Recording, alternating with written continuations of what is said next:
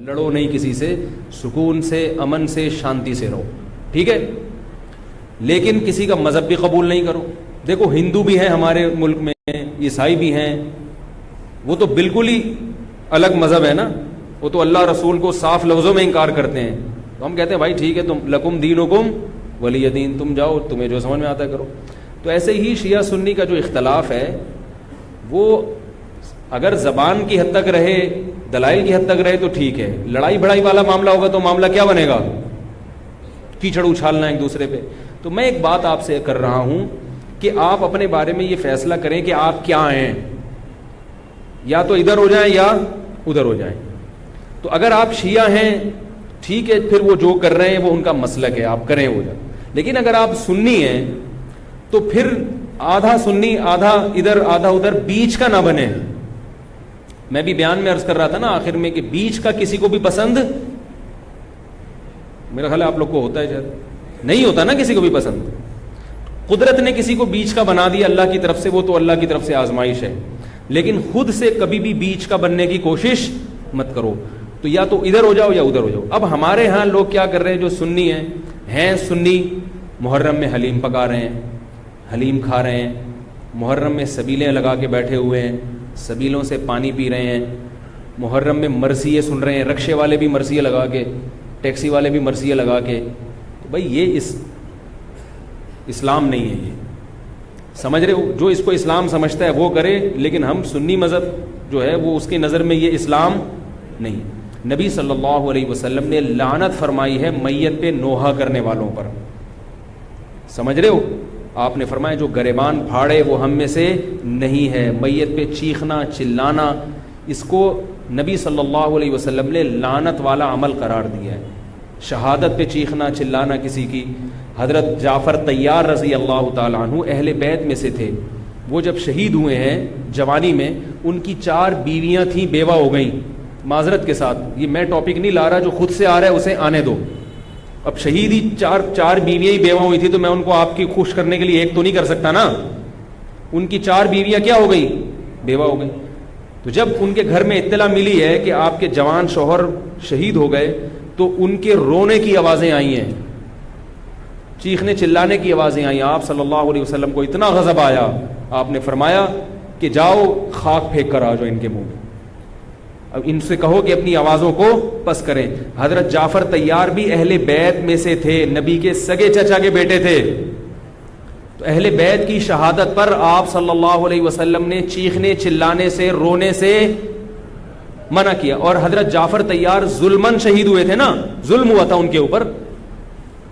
تو اسی طرح ہم یہ کہتے ہیں کہ جیسے حضرت جعفر طیار اہل بیت میں نبی کے سگے چچا زاد بھائی, حضرت حسین نبی کے نواسے, تو جیسے حضرت جعفر طیار کی شہادت پہ چیخنے چلانے والے کو نبی صلی اللہ علیہ وسلم نے پسند نہیں کیا. حالانکہ ان کی بیویوں کا رشتہ, بیوی کا جتنا قریبی رشتہ اپنے شوہر سے ہوتا ہے, اتنا قریبی رشتہ ہمارا حضرت جعفر طیار یا حضرت حسین سے نہیں ہے. رشتہ یقیناً ہے, مگر اتنا قریبی نہیں جتنا بیوی کا ہوتا ہے, اولاد کا ہوتا ہے.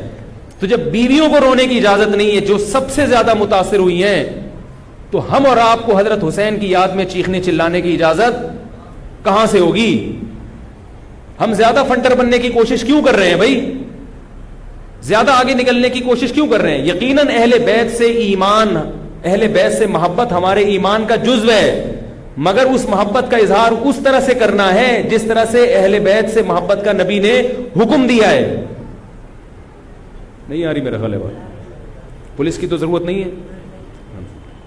جس طرح سے حکم دیا ہے بھائی اس طرح سے اہل بیت سے محبت کرنی ہے, اپنی طرف سے نہیں کرنی ہے آپ نے. تو پہلی بات تو یہ حدیث سمجھ میں آ گئی, اور آپ صلی اللہ علیہ وسلم نے چیخنا چلانا, گریبان پھاڑنا اور یہ سب کے منع کیا ہے. تو سنی مذہب میں ماتم کی اجازت, چیخنے چلانے کی, ہا ہو کرنے کی اجازت نہیں ہے. سمجھ رہے ہو بات کو؟ تو آپ یہ کام نہ کریں, مرثی آپ نہ سنیں, انہیں سننے دیں, انہیں کرنے دیں. آپ رکشہ ٹیکسی چلا رہے ہو, کہہ رہے محرم کے احترام میں گانے نہیں لگاؤں گا, مرثیے لگا دوں گا. بھائی نہ گانے لگاؤ نہ مرثیے لگاؤ. اور مرثیوں میں جس طرح سے اہل بیت کا نام لیا جاتا ہے, اس میں اہل بیت کی عزت نہیں ہے بلکہ اہل بیت کی توہین ہے. ہائے زینب, ہائے یوں, ہائے یوں. آپ اپنے گھر کی عورتوں کو چاہتے ہو کہ سڑک پہ ان کا اس طرح سے ہائے ہائے کر کے نام لیا جائے روڈ پہ؟ جب ہم اپنی عورتوں کے لیے ایسی توہین برداشت نہیں کرتے، وہ عورتیں جن کے تقدس کی قسم اٹھائی جا سکتی ہے، جن کے ناخن بھی کوئی نامحرم نہیں دیکھ پاتا تھا، اہل بیت عورتیں تھیں، نبی صلی اللہ علیہ وسلم کی نواسیاں، نبی صلی اللہ علیہ وسلم کے خاندان کی عورتیں، حضرت حسین رضی اللہ تعالیٰ عنہ کے خاندان کی عورتیں، تو ان کے بارے میں میرے بھائی کیسے یہ برداشت کیا جا سکتا ہے کہ کوئی بھی چیخے چلائے ان کا نام اس طرح سے توہین آمیز لہجے سے؟ اسلام نے اکرام سکھایا ہے، عزت اور احترام سکھایا ہے، اور عزت و احترام کے اصول اور آداب بھی سکھائے. تو اس لیے آپ لوگ یہ کام نہ کریں، جو کر رہا ہے اس سے بحث بھی نہ کریں.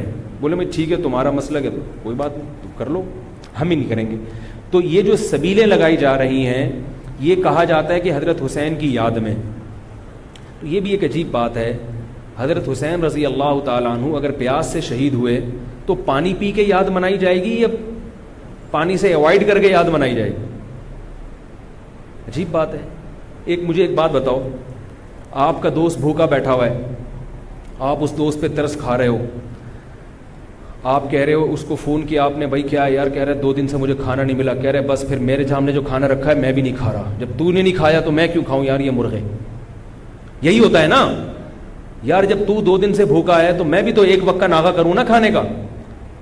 لیکن آپ نے کیا کیا؟ آپ نے دوست کو فون کیا، تجھے کھانا ملا؟ کہہ رہے 3 دن سے بھوکا ہوں. آپ نے کہا یار بہت افسوس ہوا یار، ایسا کر 2 پراٹھے لے کر آ، ہوٹل کے بیرے کو آرڈر، 2 انڈے لے آ اور 2 دودھ پتی لے آ. ویسے تو 1 پراٹھا کھاتا تھا، آج کتنے کھاؤں گا؟ 2 کھاؤں. دوست فون پہ کہہ رہا ہے یار یہ آرڈر کا، کہہ رہا یار تو بھوکا ہے، تیری یاد میں کیا کروں گا، کھاؤں گا بھی اور پبلک کو بولوں گا آ جا بھائی تو بھی آ جا، یار تو بھی آ جا. یہ کامن سینس، میری جو سینس ہے بھائی، میں سنی ہوں تو مجھے یہ والا چیز صحیح لگ رہی ہے. اگر پھر بھی آپ کو امام حسین کی یاد میں آپ کہتے ہیں شربت پئیں گے بھی، پلائیں گے بھی، ٹھیک ہے آپ کو سمجھ میں آ رہا ہے، میں بندوق لے کے کسی کے پاس نہیں آؤں گا. لیکن مجھے جو یہاں ممبر پہ بٹھایا گیا ہے وہ بات کرنے کے لیے جو میری سمجھ میں آ رہی ہیں. کیا خیال ہے بھائی؟ تو اس لیے یہ سبیلیں چھوڑ دیں. پیاسے کو پانی پلانا یہ پورے سال سنت ہے، اور پیاسے کو پانی پلاؤ ایسی جگہ پہ جہاں پانی نہ ہونا. شہر میں سب جگہ پانی ہوتا ہے، سب جگہ پانی ہوتا ہے. تو یہ چھوڑ دیں، جو کر رہے ہیں ان کو کرنے دیں. چھوڑنے کا مطلب یہ نہیں کہ آپ جا کے بحث کریں. آپ یہ کام نہ کریں، نہ سبیل سے پانی پئیں نہ سبیل سے پانی پلائیں، کیونکہ لوگ اس کو اسلام سمجھ رہے ہیں جبکہ یہ اسلام نہیں ہے. سمجھ رہے ہیں؟ اس طرح محرم میں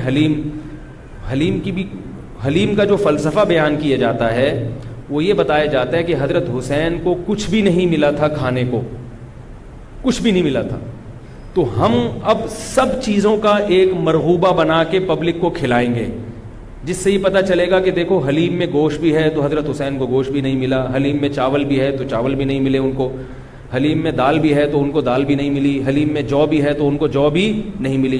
تو حلیم ایک ایسی ڈش ہے جس میں اتنی ساری چیزیں آتی ہیں کہ یہ ساری چیزیں ایک جگہ جمع کسی اور ڈش میں نہیں ہوتی. تو سب چیزیں کھلانے کا ہمیں ثواب مل جائے گا. یہ بھی وہی ہے کہ انہیں کچھ بھی نہیں ملا اور آپ ان کی یاد میں سب کچھ کھا بھی رہے ہو اور سب کچھ کھلا بھی رہے ہو حلیم کے نام. تو یہ بھی کامن سینس کی چیزیں نہیں ہیں، اس لیے چھوڑ دو اللہ کا واسطہ. لوگ کیا کہتے ہیں، میں محرم میں حلیم اس نیت سے نہیں پکا رہا، میں تو ویسے ہی پکا رہا ہوں. تو ویسے ہی تو نے سفر میں کیوں نہیں پکایا؟ ویسے ہی آپ ربیع الاول میں کیوں نہیں پکا لیتے؟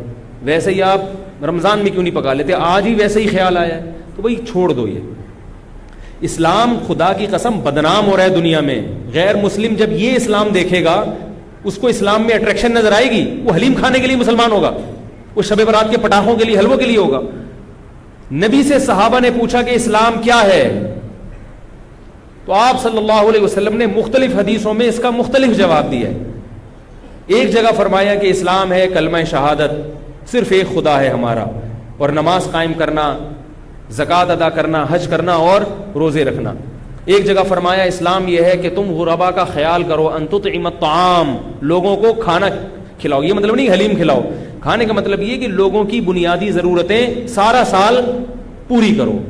اس کو سفر میں ضرورت ہے تو محرم کا انتظار جب غریب کو موقع ملے کہ بھی دیکھو محلے پڑوس میں رشتہ داروں میں کوئی غریب ہے اس کا خیال کرو. آپ سمجھ میں نہیں آ رہی میرا خیال ہے؟ اچھا، تو اسی طرح جو میں نے عرض کیا آپ کو، یہ جو قصے کہانیاں ہیں کربلا سے غیر ضروری واقعات، یہ میں نے بتایا کہ غلط ہوتے ہیں, ان کو بھی نہ سنا کریں آپ. ان کے غلط ہونے کی ایک دلیل تو میں بیان سے پہلے دے چکا ہوں. ایک اور دلیل کہ جو خطیب لوگ, چاہے وہ شیعہ ہوں یا بعض سنی, سب میں ہیں ایسے لوگ, تو یہ غلط ہونے کی بڑی دلیل ایک اور یہ بھی ہے کہ اگر یہ قصہ خطیب لوگ جو حقیقی واقعہ ہے وہ بیان کرتے تو ایک ہی قصہ کئی بار انسان سن نہیں پاتا. نہیں آ رہی بات بھائی؟ یہ قصہ, اب جیسے میں نے یہ قصہ آج بیان کر دیا, واقعہ بیان کیا, اب میں دوبارہ یہ واقعہ بیان کروں تیسری, آپ بولو گے یار تھک گئے مولوی صاحب, ٹاپک چینج کرو. لیکن آپ دیکھ رہے ہیں کہ جو خطیب لوگ ہیں وہ محرم میں پورا محرم ان کا یہ کربلا کا واقعہ بیان کرتے ہیں, لیکن لوگ تھکتے نہیں ہیں. اس کا مطلب ہر واقعہ اور ہر تقریر دوسری تقریر سے جدا اور منفرد ہوتی ہے, ورنہ پبلک سنے گی نہیں. کتنی مضبوط دلیل دے رہا ہوں آپ کو. اس کا مطلب ہے ہر خطیب کو پبلک کے لیے اس بیان کو اٹریکٹیو بنانے کے لیے اس واقعے میں تھوڑا سا ٹماٹر اور دہی کا تڑکا لگانا پڑتا. کبھی وائٹ کڑھائی ہوگی دہی والی, کبھی ٹماٹر والی کڑھائی ہوگی, کبھی گرین کڑھائی ہوگی. تو کڑھائی کا تڑکا چینج ہوگا تو پھر صبح کی کڑھائی دوپہر کھا سکتے ہیں, رات کو بھی کڑھائی کھا سکتے ہیں, ورنہ دوپہر جب آپ نے کڑھائی کھا لی رات کو وہ کڑھائی آپ نہیں کھاؤ گے. انسان ایک دفعہ کھا کے دل بھر جاتا ہے اس. تو یہ خود اس بات کی دلیل ہے, خطیب ہر بیان میں کوئی نئی چیز لے کر آ رہا ہے. اس کا مطلب ہے کہ بھائی ایک واقعہ تھا تو وہ ایک ہی دفعہ ہوا ہے نا واقعہ, اس کو ہر دفعہ وہی ہونا چاہیے نا. ہر دفعہ آپ نے اس میں کچھ نئی چیز لایا ہو تو اس کا مطلب ہے کچھ دال میں گڑبڑ ہے. یہ بھی اس بات کی دلیل ہے. اس لیے یہ چیزیں چھوڑ دیں. رہا یہ مسئلہ کہ لوگوں کے گھر سے حلوے آ جاتے ہیں, کھانا آ جاتا ہے, تو بھائی بہتر یہ ہے کہ ان کو محبت کے ساتھ منع کر دیں. بولے ہم حضرت حسین رضی اللہ تعالی عنہ سے محبت ضرور کرتے ہیں مگر کھا کے بولو بھائی نہیں, روزہ رکھ کے, ٹھیک ہے, ہم نہیں کھائیں گے.